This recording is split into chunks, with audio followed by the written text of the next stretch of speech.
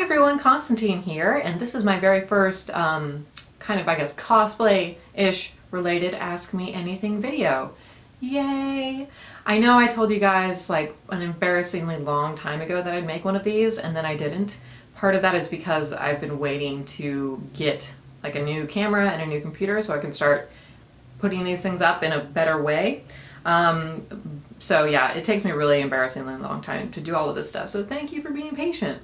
And questions have been accumulating like on Twitter and Facebook and Forum Springs, so I'm going to go through and answer some of these super rad questions that you guys sent me.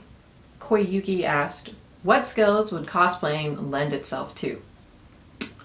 Well, cosplay probably isn't a skill that would drastically increase my chances of surviving in a post-apocalyptic scenario.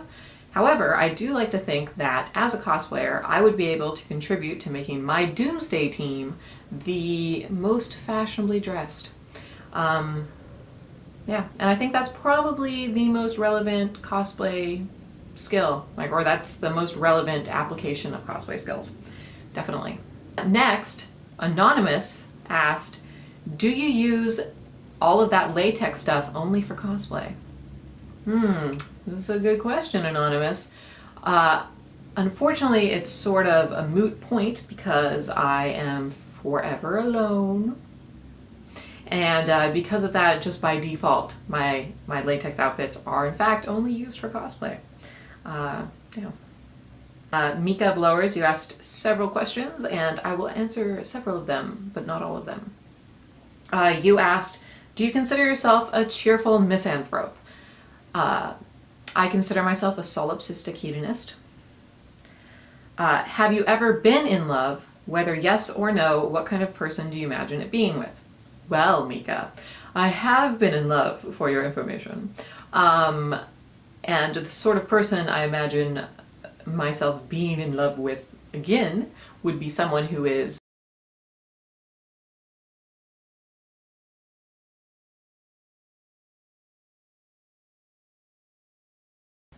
but in all honesty, I don't know who we're kidding here. I imagine myself ending up with my cat, so it's not something that I really have to worry about. Yeah. Pern, don't knock over my camera.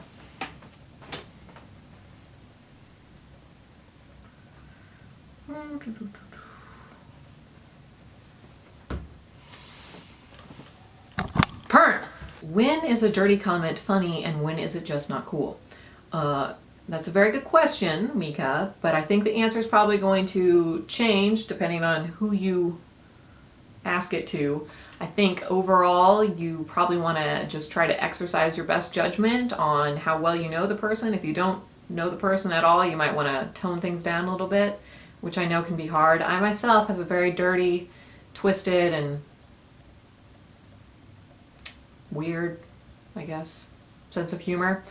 And I'm often misunderstood, and people often think that there is something severely wrong with me.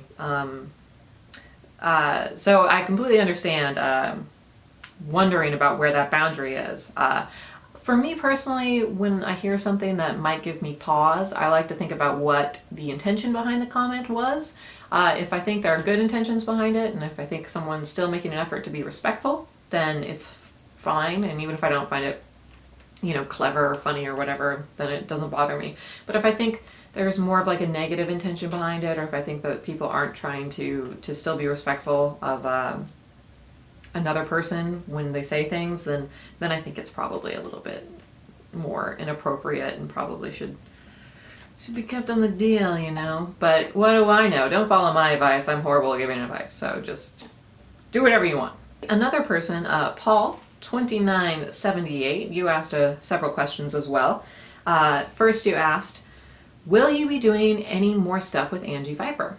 Well, Paul, I would absolutely love to do more things with Angie Viper, but I can also tell you that in this case, the ball is 100% in her court, and you should probably go and ask her that question.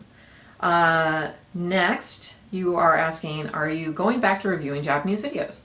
Yes, I will be going back to doing several Japan-related things on this YouTube channel. I am working on putting them together right now. So you can look forward to both film reviews and also something else that maybe people will find cool. And by people, I mean probably 2 other individuals on the internet will like them. And you also asked, are you now doing cosplay full-time as a job? No, Paul, I am not doing cosplay full-time as a job. It is my hobby. If it was my job, I would probably kill myself. Richard Engelbert, you asked, have you watched any tokusatsu shows like Kamen Rider, Super Sentai, or Space Sheriff Gavan, for example? And if so, which is your favorite? Well, Richard, I have seen some tokusatsu movies and TV shows. I have seen some Kamen Rider, and I have also seen some Ultraman. I don't watch a ton of them, so I'm not sure if I have a favorite. I think technically, actually, I think that Godzilla and kaiju movies are actually considered part of tokusatsu. I think Godzilla is, so if that was the case, I'd probably have to say Godzilla. But in all honesty, like a lot of just things that are just sort of fall under the genre of just like Japanese science fiction movies, a lot of those are considered tokusatsu as well. And one film that I really, really like is called Samurai Jietai 1549. And it's about a group of soldiers from the Japanese Self-Defense Force, or the Jietai, who through some, I think, like a magical scientific experiment, are transported back in time to 1549, where they engage in battle with Oda Nobunaga. It's a pretty profound commentary on modern Japanese society there, if you ask me. Very good. Highly recommend it. E. Delacroix 99. E. Delacroix. I can't pronounce French. French. I can't even pronounce the word French. You said, I'm enjoying your vlogs. Thank you again for teaching me about Japan. Do you have any books you recommend about how the Japanese government works? Well, I studied that when I was in college, so first you probably have to identify like what period of time you're concerned about when it comes to the Japanese government. If you're interested in like how the actual current modern manifestation of the Japanese government works, like in terms of the diet and how political members are elected and how the political parties in Japan work, it's pretty complicated. You probably are better off just kind of going on Amazon and looking for some books that are highly recommended. I can't remember a lot of the titles.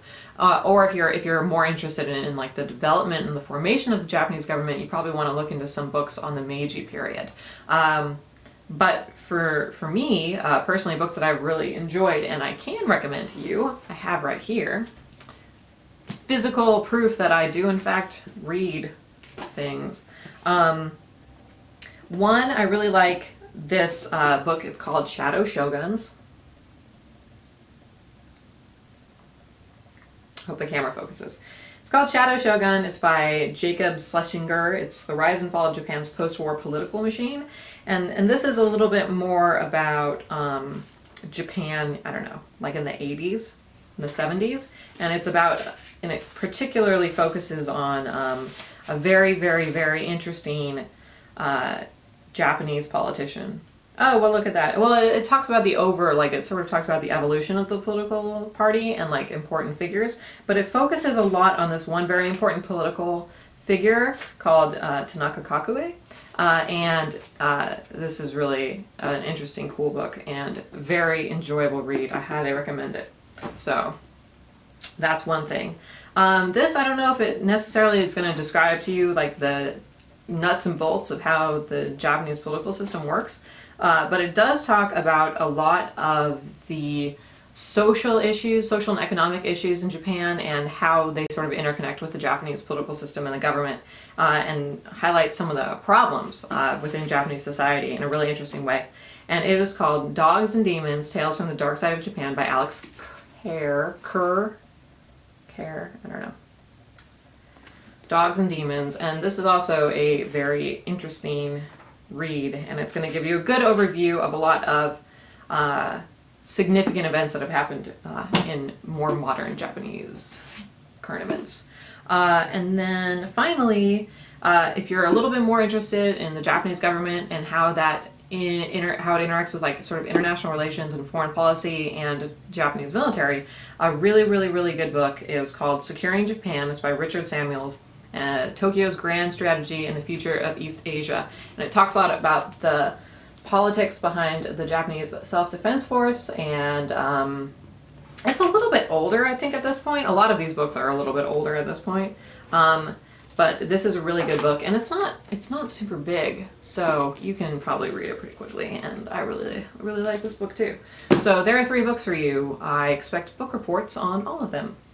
By Aldo Olivares. I also can't pronounce Spanish. I can, not pronounce a lot of languages. It was, you asked, ask anything. Okay. 1, how old are you? I am 26 years old, which makes me very, very old. 2, it was which languages do you speak? I speak English and I speak very horrible Japanese. And 3, which is your favorite anime character?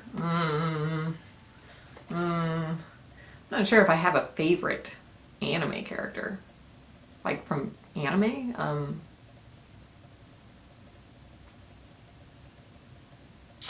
Yeah, I don't know if I have just one favorite anime character.